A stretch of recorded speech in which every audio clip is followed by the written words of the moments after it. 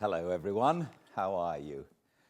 My name is Gildart and I'm an actor and I read audiobooks and I also read books to you in front of the fire. I've been doing this since the coronavirus started to have us all have to stay at home, and I've continued doing this, and I'm very, very happy to do this because so many of you are joining me. We are currently in the middle, actually nearing the end of Dracula, just at a place which is rather exciting. I'm sorry to say that as of Monday, I'm not going to record for an entire week. The 6th through to the 12th, I will record again on the 13th. So we're going to get to chapter 21 today, chapter 22 tomorrow, and then I'm going to leave you hanging for a week. I apologize, but it'll be good to be in suspense. Where we were in the final chapter, chapter 20, is that they had the search for boxes. Jonathan Harker went around and discovered that several of the boxes had been deposited around London, including some boxes at a house on Piccadilly. And at the same time, at the end of the chapter, Dr. Seward received word from an attendant that Renfield was lying on the floor in his room, all covered with blood. Welcome to a fireside reading of Dracula, chapter 21. Dr. Seward's diary. 3rd of October. Let me put down with exactness all that happened as well as I can remember since last I made an entry. Not a detail that I can recall must be forgotten. In all calmness, I must proceed.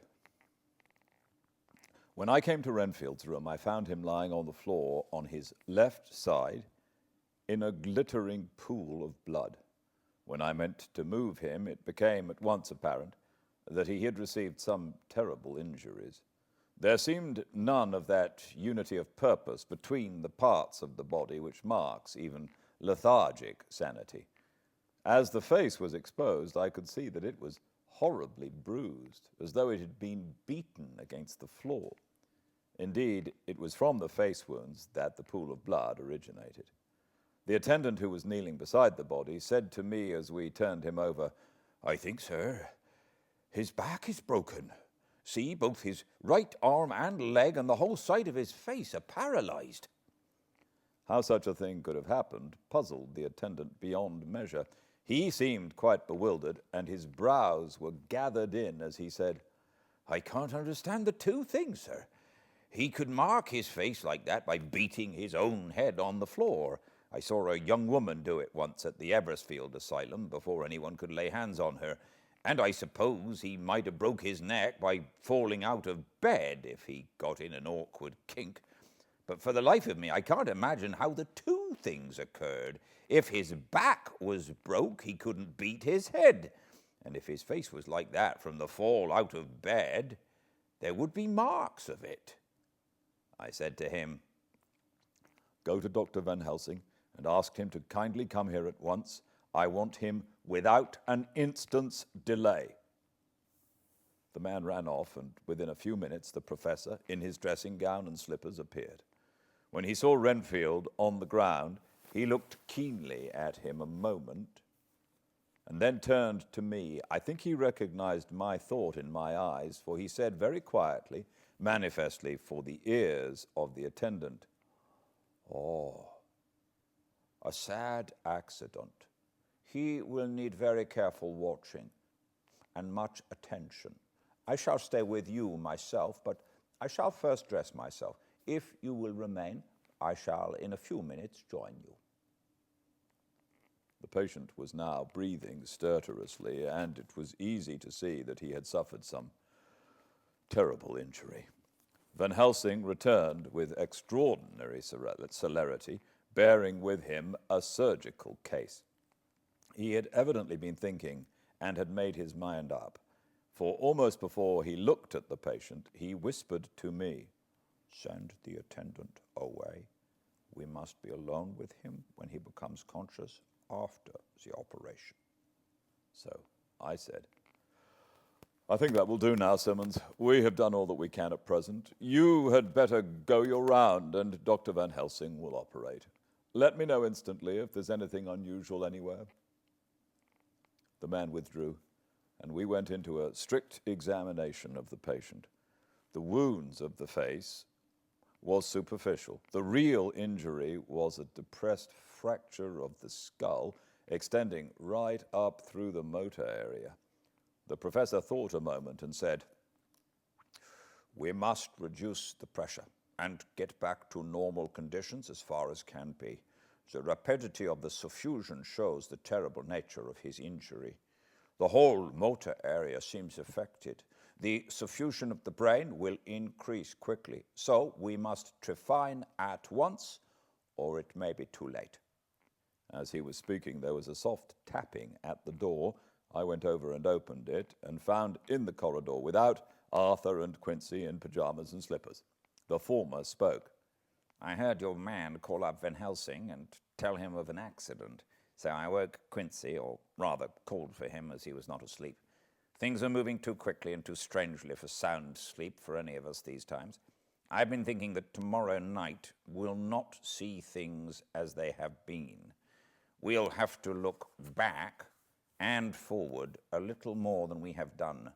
May we come in?" I nodded and held the door open until they had entered. Then I closed it again. When Quincy saw the attitude and state of the patient and noted the horrible pool on the floor, he said softly, "My God, what happened to him? Poor devil." I told him briefly and added that we expected he would recover consciousness after the operation, for a short time, at all events.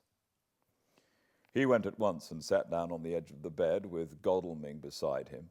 We all watched in patience. "We shall wait," said Van Helsing, "just long enough to fix the best spot for trephining, so that we may most quickly and perfectly remove the blood clot, for it is evident that the hemorrhage is increasing." The minutes during which we waited passed with fearful slowness. I had a horrible sinking in my heart, and from Dr. Van Helsing's face I gathered that he felt some fear or apprehension as to what was to come. I dreaded the words that Renfield might speak. I was positively afraid to think, but the conviction of what was coming was on me, as I have read of men who have heard the death watch. The poor man's breathing came in uncertain gasps. Each instant he seemed as though he would open his eyes and speak, but then would follow a prolonged and stertorous breath, and he would relapse into a more fixed insensibility. Inured as I was to sick beds and death, this suspense grew and grew upon me. I could almost hear the beating of my own heart, and the blood surging through my temples sounded like blows from a hammer. The silence finally became agonizing. I looked at my companions one after another and saw from their flushed faces and damp brows that they were enduring equal torture. There was a nervous suspense over us all, as though overhead some dread bell would peal out powerfully when we should least expect it.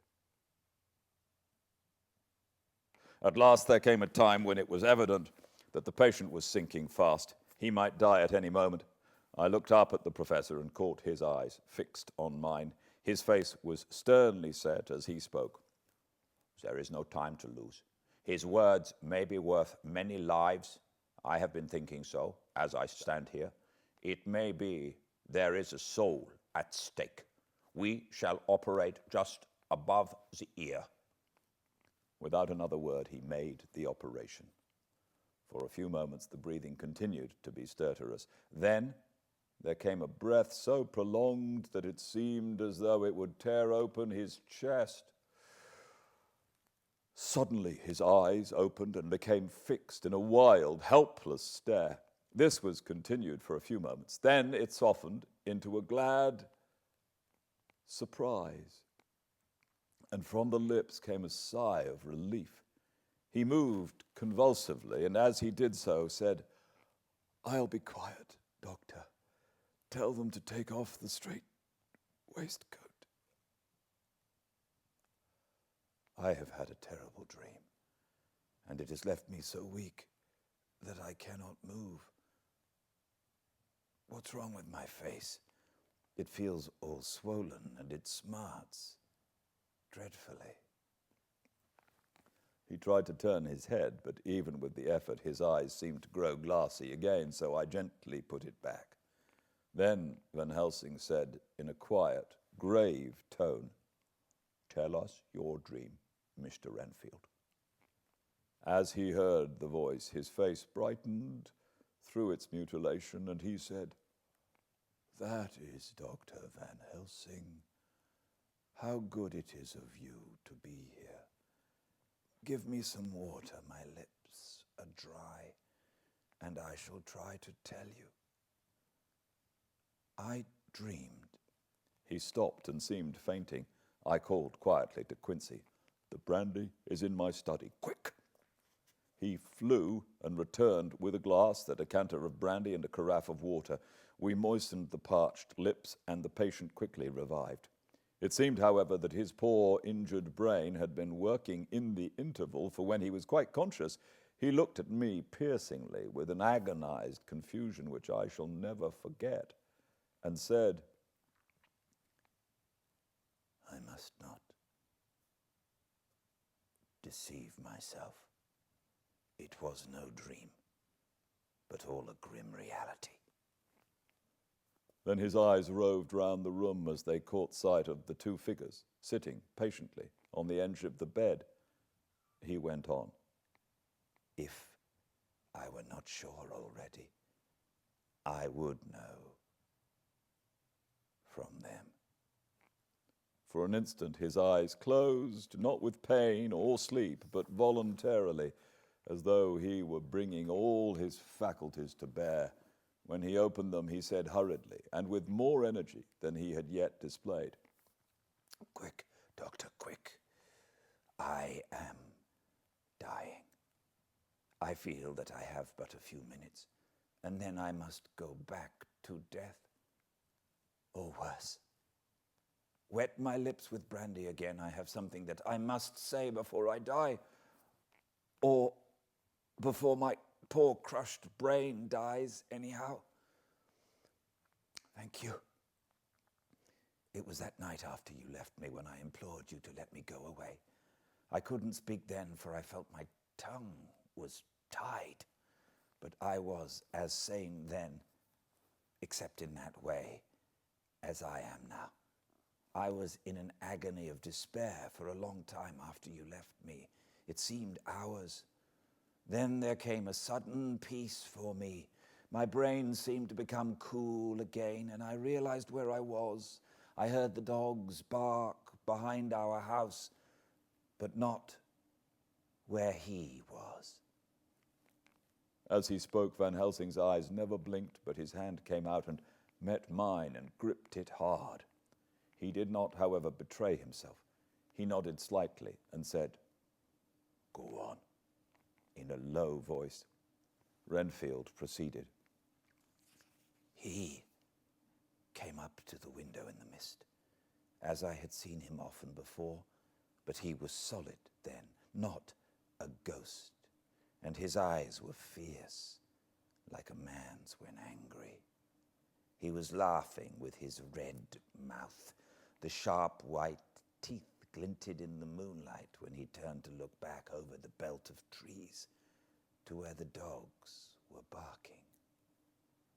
I wouldn't ask him to come in at first, though I knew he wanted to, just as he had wanted all along. Then he began promising me things, not in words, but by doing them." He was interrupted by a word from the professor. How? By making them happen, just as he used to send in the flies when the sun was shining. Great big fat ones with steel and sapphire on their wings, and big moths in the night with skull and crossbones on their backs. Van Helsing nodded at him as he whispered to me unconsciously, "The Acoronita iteterops of the Sphinges, what you call the dead head moth." The patient went on without stopping. Then he began to whisper, "Rats, rats, rats. Hundreds, thousands, millions of them, and every one alive.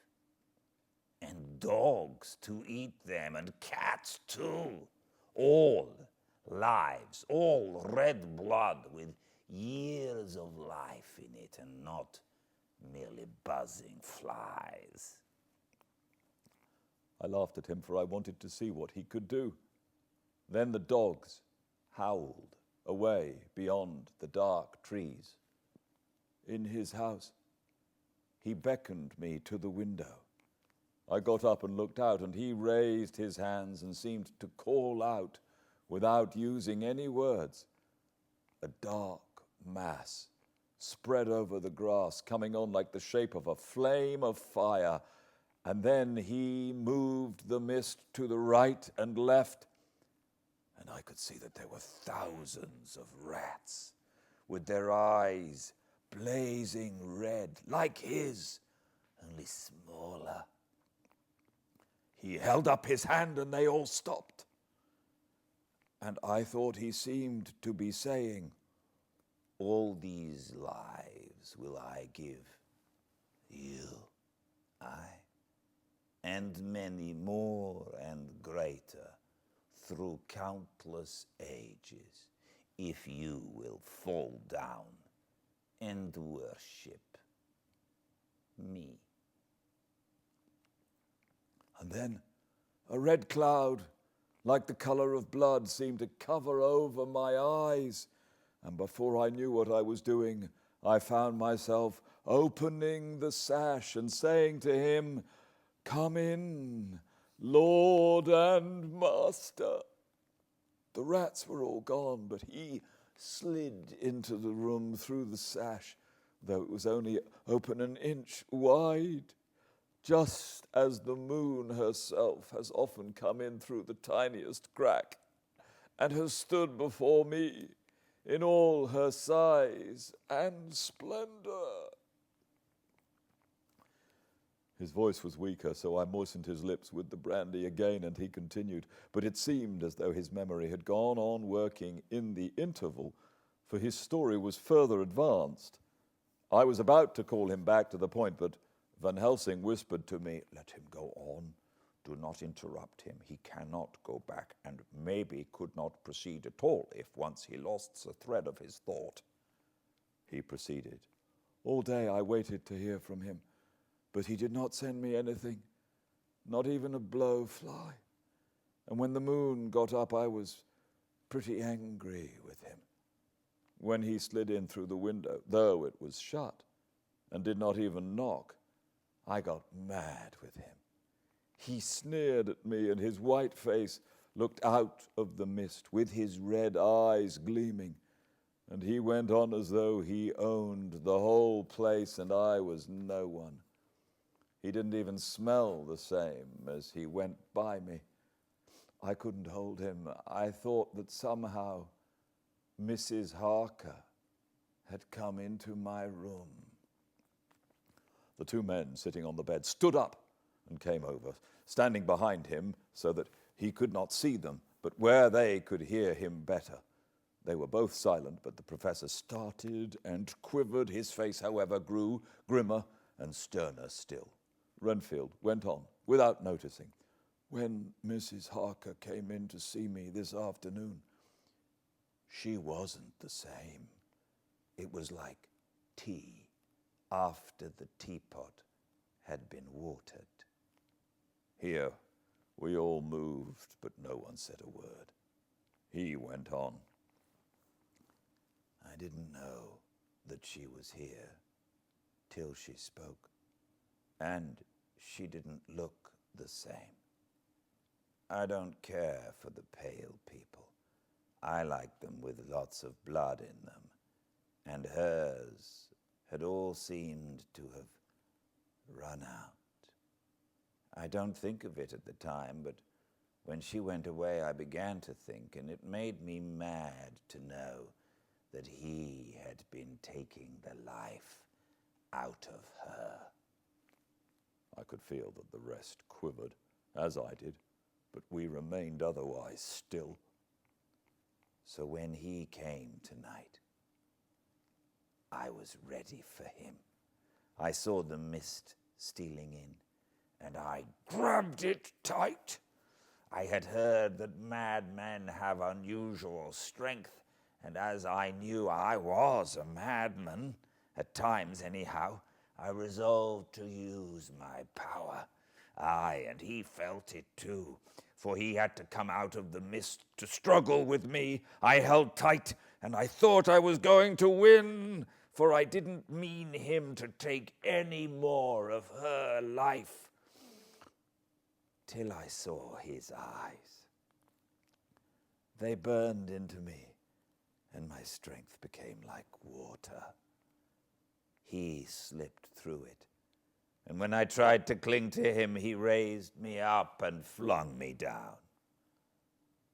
There was a red cloud before me and a noise like thunder, and the mist seemed to steal away under the door.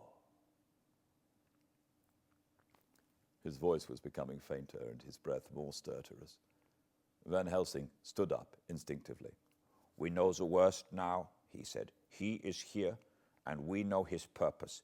It may not be too late. Let us be armed, the same as we were the other night, but lose no time. There is not an instant to spare."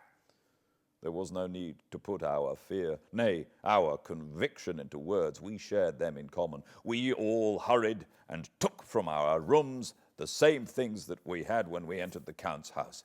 The professor had his ready, and as we met in the corridor, he pointed to them significantly as he said, "They never leave me, and they shall not till this unhappy business is over. Be wise also, my friends. It is no common enemy that we deal with. Alas, alas, that dear Madam Mina should suffer!" He stopped. His voice was breaking, and I do not know if rage or terror predominated in my own heart. Outside the Harker's door, he paused. Art and Quincy held back, and the latter said, "Should we disturb her?" "We must," said Van Helsing grimly. "If the door be locked, I shall break it in."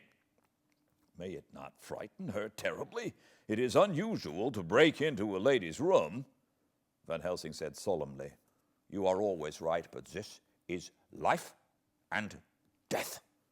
All chambers are alike to the doctor, and even were they not, they are all as one to me tonight. Friend John, when I turn the handle, if the door does not open, do you put your shoulder down and shove? And you too, my friends?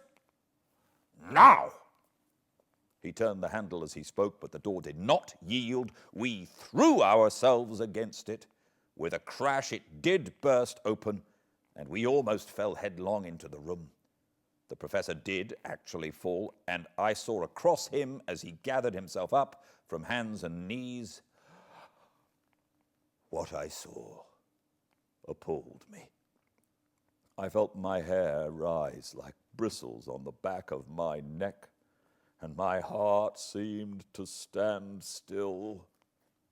The moonlight was so bright that through the thick yellow blind the room was light enough to see. On the bed beside the window lay Jonathan Harker, his face flushed and breathing heavily as though in a stupor. Kneeling on the near edge of the bed, facing outwards, was the white-clad figure of his wife. By her side stood a tall, thin man, clad in black. His face was turned from us, but the instant we saw, we all recognized the Count, in every way, even to the scar on his forehead. With his left hand, he held both Mrs. Harker's hands, keeping them away with her arms at full tension. His right hand gripped her by the back of the neck, forcing her face down on his bosom. Her white nightdress was smeared with blood, and a thin stream trickled down the man's bare breast, which was shown by his torn-open dress. The attitude of the two had a terrible resemblance to a child forcing a kitten's nose into a saucer of milk to compel it to drink. As we burst into the room, the Count turned his face, and the hellish look that I had heard described seemed to leap into it. His eyes flamed red with devilish passion. The great nostrils of the white aquiline nose opened wide and quivered at the edge, and the white sharp teeth behind the full lips of the blood-dripping mouth champed together like those of a wild beast. With a wrench which threw his victim back upon the bed as though hurled from a height, he turned and sprang at us. But by this time the professor had gained his feet and was holding towards him the envelope which contained the sacred wafer. The Count suddenly stopped, just as poor Lucy had done outside the tomb, and cowered back. Further and further back he cowered, as we, lifting our crucifixes, advanced. The moonlight suddenly failed as a great black cloud sailed across the sky, and when the gaslight sprang up under Quincy's match, we saw nothing but a faint vapor. This, as we looked, trailed under the door, which with the recoil from its bursting open had swung back to its old position. Van Helsing, Art, and I moved forward to Mrs. Harker, who by this time had drawn her breath, and with it had given a scream so wild, so ear-piercing, so despairing, that it seemed to me now that it will ring in my ears till my dying day. For a few seconds, she lay in her helpless attitude and disarray. Her face was ghastly, with a pallor which was accentuated by the blood which smeared her lips and cheeks and chin. From her throat trickled a thin stream of blood. Her eyes were mad with terror. And then she put before her face her poor crushed hands, which bore on their whiteness the red mark of the Count's terrible grip. And from behind them came a low, desolate wail which made the terrible scream seem only the quick expression of an endless grief. Van Helsing stepped forward and drew the coverlet gently over her body, whilst Art, after looking at her face for an instant, despairingly ran out of the room. Van Helsing whispered to me, "Jonathan is in a stupor such as we know the vampire can produce. We can do nothing with poor Madam Mina for a few moments till she recovers herself. I must wake him." He dipped the end of a towel in cold water, and with it began to flick on his face, his wife, with all the while, holding her face between her hands and sobbing in a way that was heartbreaking to hear. I raised the blind and looked out of the window. There was much moonshine, and as I looked, I could see Quincy Morris run across the lawn and hide himself in the shadow of a great yew tree. It puzzled me to think why he was doing this, but at the instant I heard Harker's quick exclamation as he woke to partial consciousness and turned to the bed. On his face, as there might well be, was a look of wild amazement. He seemed dazed for a few seconds, and then full consciousness seemed to burst upon him all at once, and he started up. His wife was aroused by the quick movement and turned to him with her arms stretched out, as though to embrace him instantly. However, she drew them in again, and putting her elbows together, held her hands before her face and shuddered till the bed beneath her shook. "In God's name, what does this mean?" Harker cried out. "Dr. Seward, Dr. Van Helsing, what is it? What has happened? What is wrong? Mina, dear, what is it? What does that blood mean? My God, has it come to this? And raising himself to his knees, he beat his hands wildly together. Good God, help us, help her, oh, help her. With a quick movement, he jumped from the bed and began to pull on his clothes, all the man in him awake at the need for instant exertion. What has happened?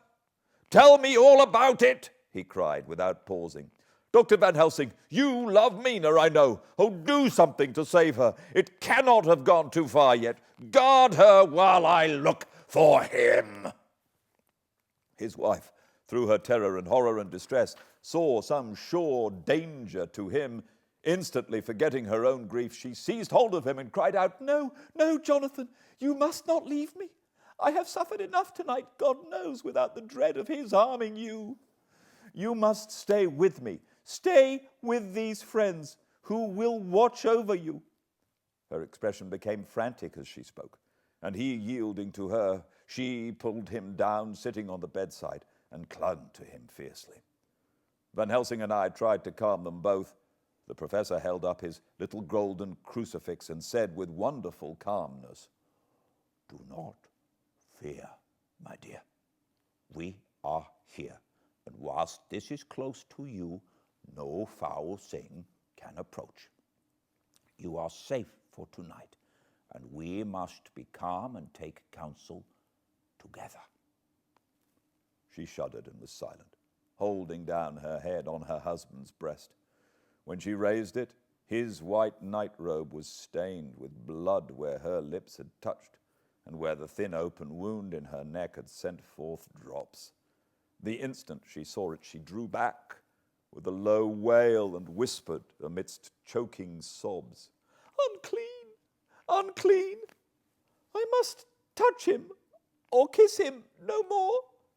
Oh, that it should be that it is I who am now his worst enemy, and whom he may have most cause to fear.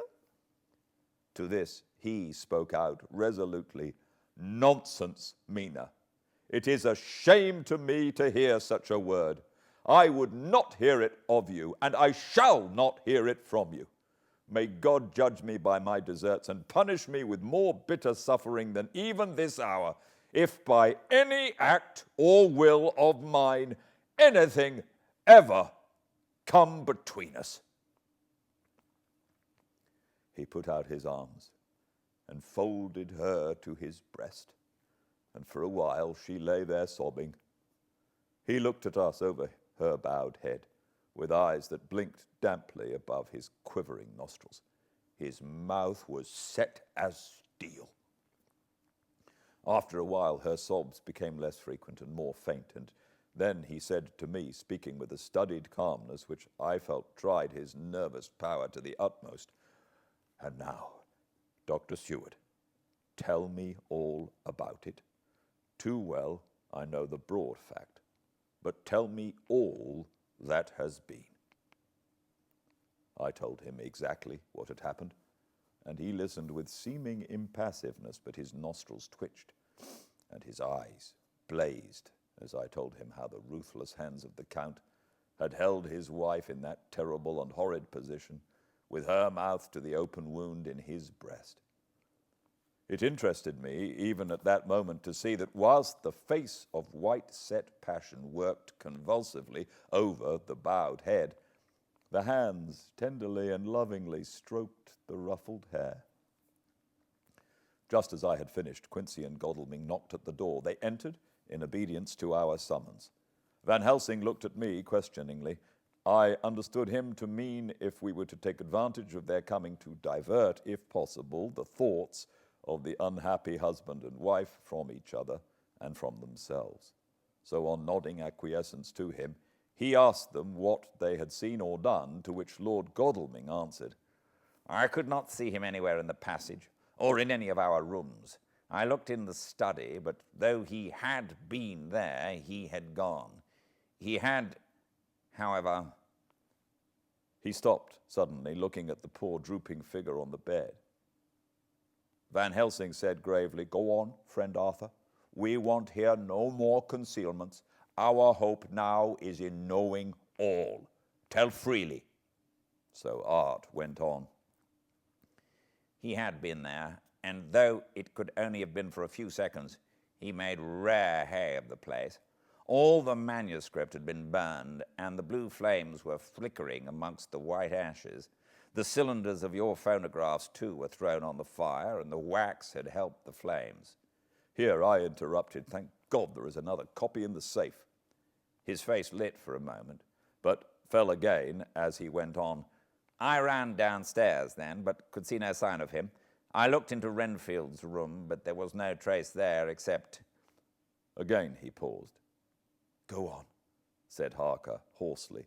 So he bowed his head and, moistening his lips with his tongue, added, except that the poor fellow is dead. Mrs. Harker raised her head. Looking from one to the other of us, she said solemnly, God's will is done. I could not but feel that Art was keeping something back, but as I took it that it was his purpose, I said nothing. Van Helsing turned to Morris and said, And you, friend Quincy, have you any to tell? A little, he answered. It may be much eventually, but at present I can't say. I thought it well to know, if possible, where the Count would go when he left the house. I did not see him, but I saw a bat rise from Renfield's window and flap westward. I expected to see him in some shape go back to Carfax, but he evidently sought some other lair. He will not be back tonight, for the sky is reddening in the east, and the dawn is close. We must work tomorrow. He said the latter words through his shut teeth. For a space of perhaps a couple of minutes there was silence, and I could fancy that I could hear the sound of our hearts beating. Then Van Helsing said, placing his hand very tenderly on Mrs. Harker's head, And now, Madam Mina, poor, dear, dear Madam Mina, tell us exactly what happened. God knows that I do not want that you be pained, but it is need that we know all. For now more than ever has all work to be done, quick and sharp, and in deadly earnest. The day is close to us that must end all, if it may be so, and now is the chance that we may live and learn. The poor dear lady shivered, and I could see the tension of her nerves as she clasped her husband closer to her and bent her head lower and lower still on his breast. Then she raised her head proudly and held out one hand to Van Helsing, who took it in his, and after stooping and kissing it reverently held it fast. The other hand was locked in that of her husband, who held his other arm thrown round her protectively. After a pause in which she was evidently ordering her thoughts, she began. I took the sleeping draught which you had so kindly given me, but for a long time it did not act. I seemed to become more wakeful, and myriads of horrible fancies began to crowd in upon my mind, all of them connected with death and vampires, with blood and pain and trouble. Her husband involuntarily groaned as she turned to him and said lovingly, Do not fret, dear. You must be brave and strong and help me through this horrible task. If you only knew what an effort it is to me to tell of this fearful thing at all, you would understand how much I need your help. Well, I saw I must try to help the medicine to work its will if it was to do me any good, so I resolutely set myself to sleep. Sure enough, sleep must soon have come to me, for I remember no more. Jonathan coming in had not waked me, for he lay by my side, when next, I remember, there was in the room the same thin white mist that I had noticed before. But I forget now, if you know of this, you will find it in my diary, which I shall show you later. I felt the same vague terror which had come to me before, and the same sense of some presence. I turned to wake Jonathan, but found that he slept so soundly that it seemed as if it was he who had taken the sleeping draught, and not I. I tried, but I could not wake him. This caused me a great fear, and I looked around terrified. Then, indeed, my heart sank within me. Beside the bed, as if he had stepped out of the mist, or rather as if the mist had turned into his figure, for it had entirely disappeared, stood a tall, thin man, all in black. I knew him at once from the description of the others. The waxen face, the high aquiline nose on which the light fell in a thin white line, the parted red lips with the sharp white teeth showing between, and the red eyes that I had seemed to see in the sunset on the windows of St. Mary's Church at Whitby. I knew, too, the red scar on his forehead where Jonathan had struck him. For an instant, my heart stood still, and I would have screamed out, only that I was paralyzed. In the pause, he spoke in a sort of keen, cutting whisper, pointing, as he spoke, to Jonathan. "Silence. If you make a sound, I shall take him and dash his brains out before your very eyes." I was appalled and too bewildered to do or say anything. With a mocking smile, he placed one hand upon my shoulder and, holding me tight, bared my throat with the other, saying as he did so, "First, a little refreshment to reward my exertions.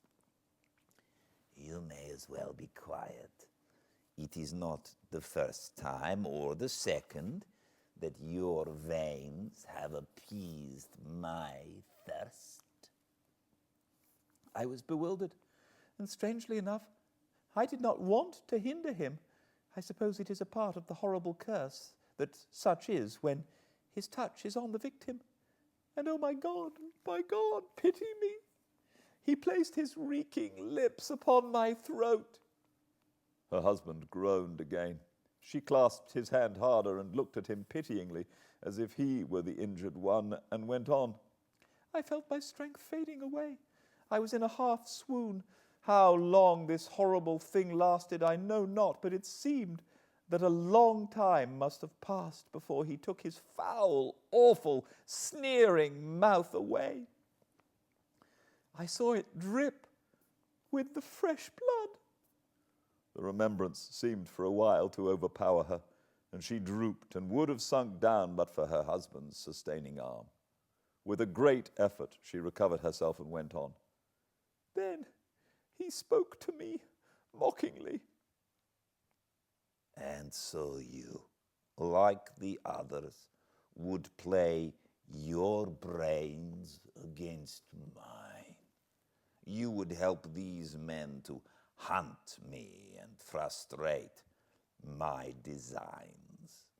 You know now, and they know in part already, and will know in full before long, what it is to cross my path. They should have kept their energies for use closer to home. Whilst they played wits against me, who commanded nations and intrigued for them and fought for them hundreds of years before they were born, I was countermining them, and you, their best beloved one, are now to me flesh of my flesh, blood of my blood, kin of my kin, my bountiful wine press for a while, and shall be later on my companion and helper. You shall be avenged in turn, for not one of them but shall minister to your needs. But as yet you are to be punished for what you have done.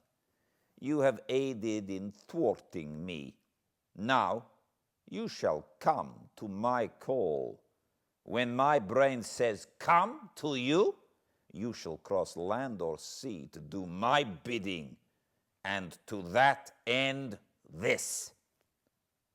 With that, he pulled open his shirt, and with his long, sharp nails opened a vein in his breast. When the blood began to spurt out, he took my hand in one of his, holding them tight, and with the other seized my neck and pressed my mouth to the wound, so that I must either suffocate or swallow some of the... Oh my God, what have I done? What have I done to deserve such a fate? I who have tried to walk in meekness and righteousness all my days. God, pity me. Look down on a poor soul in worse than mortal peril, and in mercy pity those to whom she is dear. Then she began to rub her lips as though to cleanse them from pollution.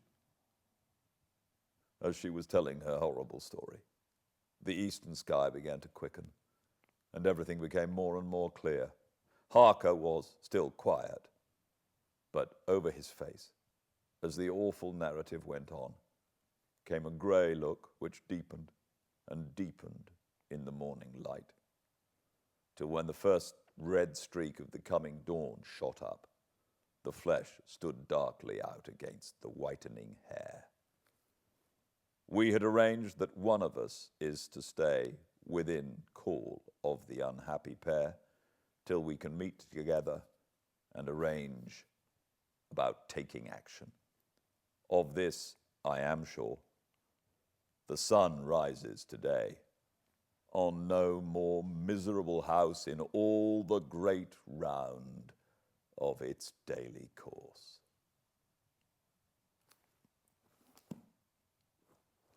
Thank you so much for listening and being with me. I look forward to seeing you here tomorrow at the same time, 5 Pacific, for the next chapter of Fireside Reading. Until then, please be very well. Good night.